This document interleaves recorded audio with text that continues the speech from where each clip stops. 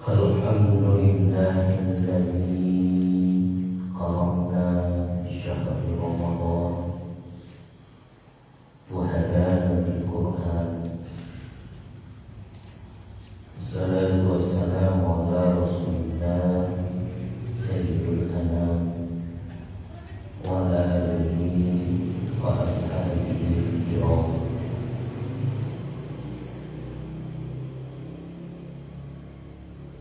Usikum wa nafsi bitaqwallah faqad faza al-muttaqun. Qala Allah ta'ala fi kitabihil karim, a'udzu billahi minasyaitonir rajim. Ya ayyuhalladzina amanu taqullaha wal tanzur nafsum ma qaddamat lighad wattaqullaha innallaha khabirun bima ta'malun. Jamaah salat subuh rahimakumullah, bersyukur kita kepada Allah Subhanahu wa taala di hari yang ke-20 di bulan Ramadan ini kita masih dilimpahkan rahmat dan karunia-Nya dan nikmat yang luar biasa. Hari ini kita masih diberi kesempatan untuk menghirup udara Allah.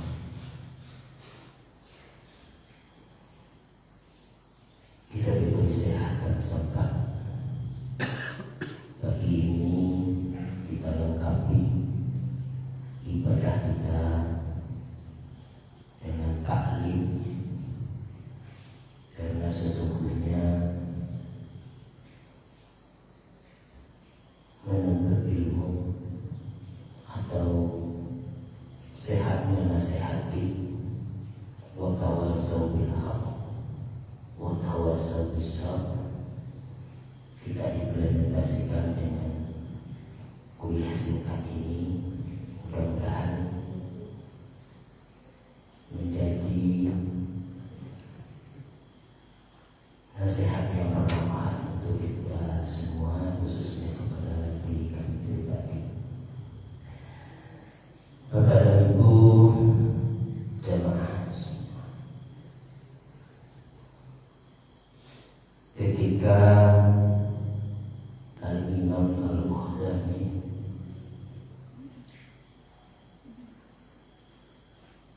di tengah beliau memberikan mentransfer ilmu kepada santri-santrinya,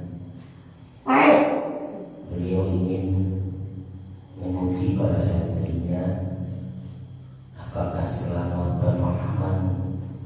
ini pemahamannya terhadap hikmah tentang dirinya dan tentang ilmu yang telah diterimanya telah sampai pada yang dikehendaki oleh sang Imam. Yang pertama, wahai para santriku semua, apakah yang besar bagi kamu? Yang paling besar itu apa? Maka para santrinya menyebutkan, gunung ya guru,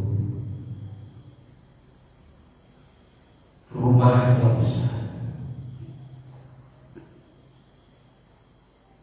Benar kata sang Imam, yang kamu sampaikan, yang kamu katakan itu benar. Tapi ketahuilah bahwa yang besar bagi kamu itu adalah hawa nafsu. Kenapa hawa nafsu? Karena hawa nafsu itu bisa mengajak kepada semua yang dia inginkan, dan itu tidak ada batasnya. Selama keinginan itu ada, maka dia dikuasai oleh hawa nafsu. Maka bulan Ramadan kita dilatih untuk mengendalikan hawa nafsu itu.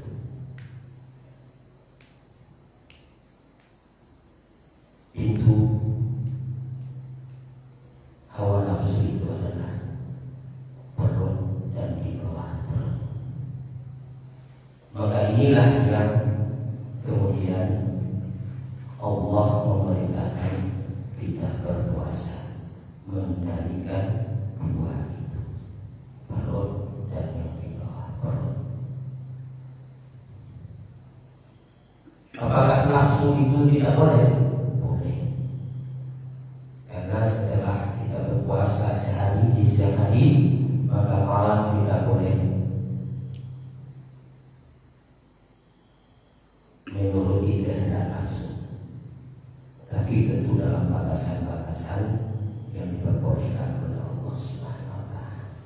Intinya kita jangan sampai dikuasai oleh nafsu, tapi nafsu lah yang harus kita kendalikan, karena nafsu itu inna nafsa la amaratun bisu. Sesungguhnya nafsu itu mengajak kepada kejelekan. Nafsu yang tidak terkendali inilah yang menjerumuskan manusia kepada hal-hal yang tidak baik.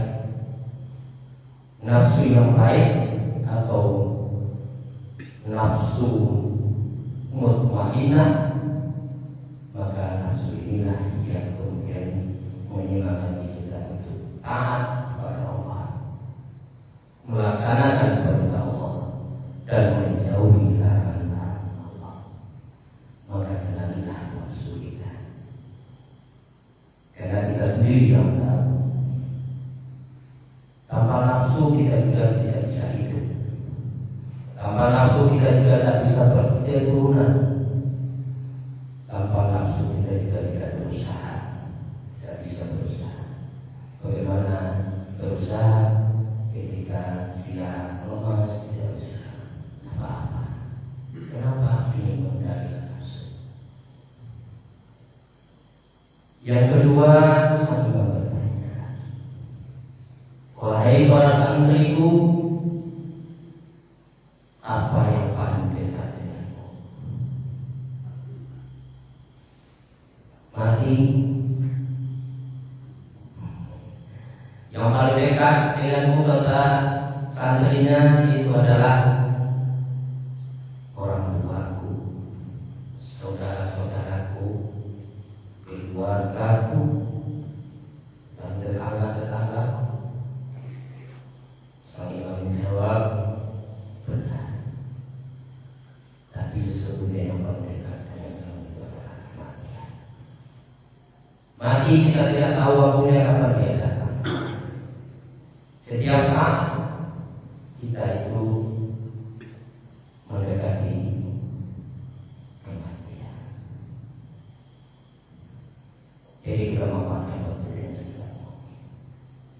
Jangan lengah, persiapan untuk kematian. Dan itu pasti datang. Sesungguhnya Allah memberi kita kesempatan hidup ini adalah untuk mempersiapkan itu semua, bukan untuk mencari dunia sebanyak-banyaknya, tetapi kita mencari dunia untuk bekal hidup kita yang abadi. Maka gunakanlah dunia itu, harta kita itu, untuk sambung ibadah, untuk sambung ibadah. Oleh sebab itu, kita yang masih diberi kesempatan hanya menunggu waktu. Waktu apa? Satu, waktu sholat. Yang kedua, waktu mati. Waktu sholat itu sejatinya adalah untuk mengingatkan kita kematian. 5 kali sehari dan semalam diabsen oleh Allah Subhanahu wa Ta'ala. Siapa orang yang memenuhi panggilanku, kata Allah. Siapa yang tidak mau memenuhi panggilanku, maka itulah yang kemudian Allah mengatakan, berfirman, aqimus shalah wa atuz zakah.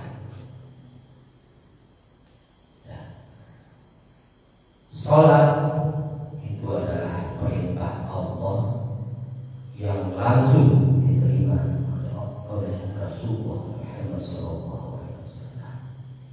beda dengan ibadah-ibadah lainnya. Kemudian sang imam bertanya lagi, apa yang paling ringan bagi kamu wahai para santri? Yang ringan itu kapas, yang ringan itu kertas dan santrinya. Benar. Tetapi sesungguhnya yang benar, yang paling ringan bagi kamu itu adalah tarikus sholat, meninggalkan sholat. Alhamdulillah para jemaah yang hadir pada kesempatan ini bukanlah termasuk orang yang tarikus sholat, meninggalkan sholat. Karena sholat adalah mirajnya hambaku kepada Allah Subhanahu wa Ta'ala. Jadi Rasulullah SAW melaksanakan perjalanan Isra Mi'raj, dan kita sebagai umatnya tidak bisa melaksanakan sebagaimana yang dilakukan oleh Rasulullah, maka kita diberi kesempatan untuk mi'raj juga dengan ibadah sholat. Kemudian Nabi Ibrahim alaihissalam, dalam Al-Quran Allah mengajarkan kepada kita doanya Nabi Ibrahim alaihissalam.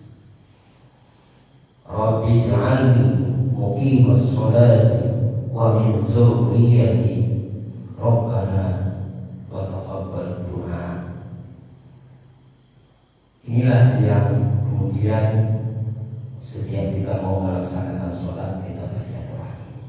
Ya Allah, jadikanlah aku orang yang senantiasa melaksanakan sholat, dan anak keturunanku yang ahli sholat.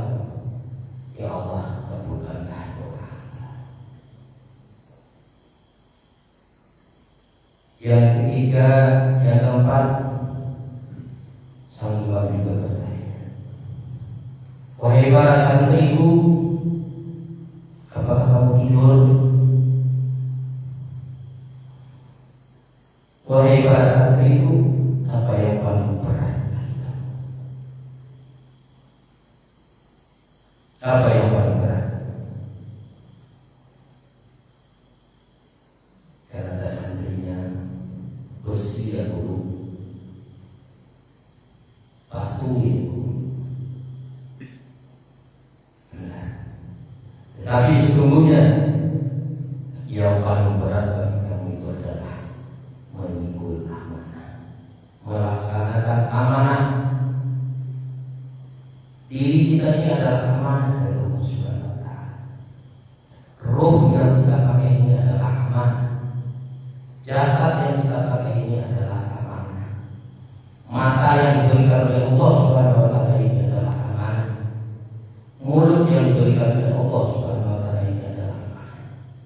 Maka gunakanlah seluruh anggota badan kita ini sesuai yang diamanahkan oleh Allah Subhanahu wa Ta'ala. Tapi itu berat. Sering kita melaksanakan yang tidak sesuai dengan yang diamanahkan oleh Allah Subhanahu wa Ta'ala. Kita punya jabatan, itu adalah amanah. Kita punya keluarga, itu adalah amanah. Kita diamanahi, kita dipercaya, kita diberi tanggung jawab. Kita sebagai kepala keluarga, sebagai suami, sebagai istri, semua itu adalah amanah yang harus kita laksanakan, kita lakukan, dan kita bertanggung jawabkan. Tidak hanya di dunia, tapi juga di hadapan Allah. Sudah kamu laksanakan amanahku ke Allah, maka kita tidak bisa menjawab dengan mulut kita, tetapi anggota badan tubuh kita tadi itulah yang bisa menjawab. Ketika di hadapan Allah, masing-masing kita diminta bertanggung jawab. Dalam surat Yasin, al-yawma tuqatti'u afwahihim wa tukallimuna aydihim wa tashhadu arjuluhum. Pada hari itu, pada hari pengadilan Allah, di mulut kita itu adalah ditutup oleh Allah. Kami tutup mulut kami karena mulut tidak bisa bicara. Kalau mulut kita di dunia kan bisa berbohong, masih bisa berdusta, bisa berkilah, berdalil. Tapi ketika di hadapan Allah yang ngomong itu adalah tangan kita, yang bersaksi itu adalah kaki kita. Dalam satu riwayat bahwa ketika Allah bertanya kepada anggota tubuh, pada hari itu tanggal sekian, apakah engkau hadir di pengajian? Hadir. Dilihat kupingnya dengar, tidak. Padahal waktu itu saya tidur.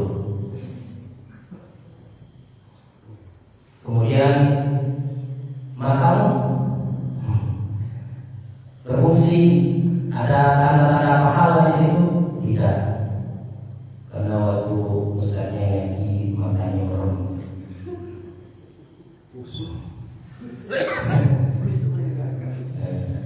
Merem sambil bermimpi. Ya, terus pahalanya di mana?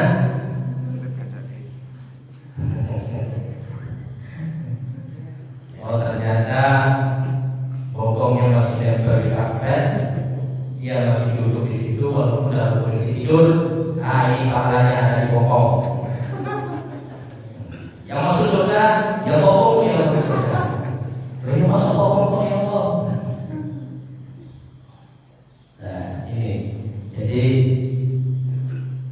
totalitas kita dalam menaati perintah Allah itu betul-betul diharapkan, karena nilai kita itu ada di situ dan kita bertanggung jawab pada dunia dan akhirat. Kemudian sang imam juga bertanya, wahai para santriku, apa yang paling jauh mereka? Apa yang paling jauh? Kata santrinya menyebutkan beberapa kota jauh, negara ini jauh.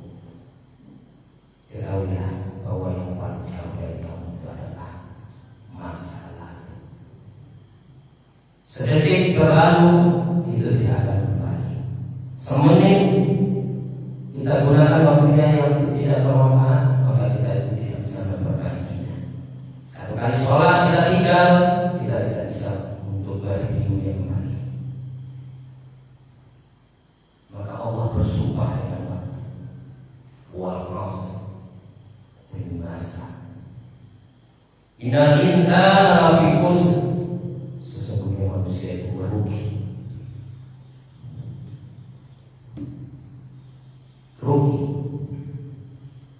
Rugi apa? Rugi umur, rugi biaya. La yamutu wa la yahya, tidak bermutu ngetek biaya. Inilah yang jadi renungan kita pada pagi hari ini. Mudah-mudahan ini ada manfaatnya untuk kita bersama. Dan kita mohon pada Allah Subhanahu wa taala, nikmat-nikmat yang telah kita terima, kita rasakan, itu menambah kedekatan kita kepada Allah Subhanahu wa taala. Tidak ada upaya, la haula wa la quwwata illa billahil aliyyil azim. Semua ini adalah kekuatan irodah dan hidayah dari Allah Subhanahu wa taala. Kepada ibu yang terhormati, perlu sampaikan bahwa nanti malam adalah malam yang ke-21. Kita masuk sepertiga terakhir. Akhiruhu itkun minannar. 10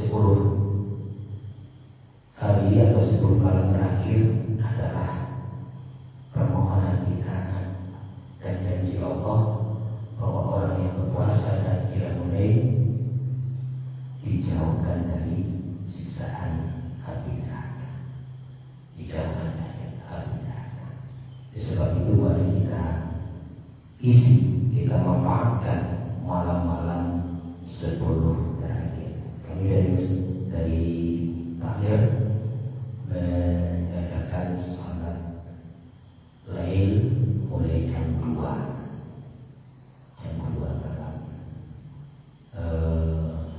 Kita laksanakan di malam-malam ganjil mulai 21, 23, 25, 27, 29.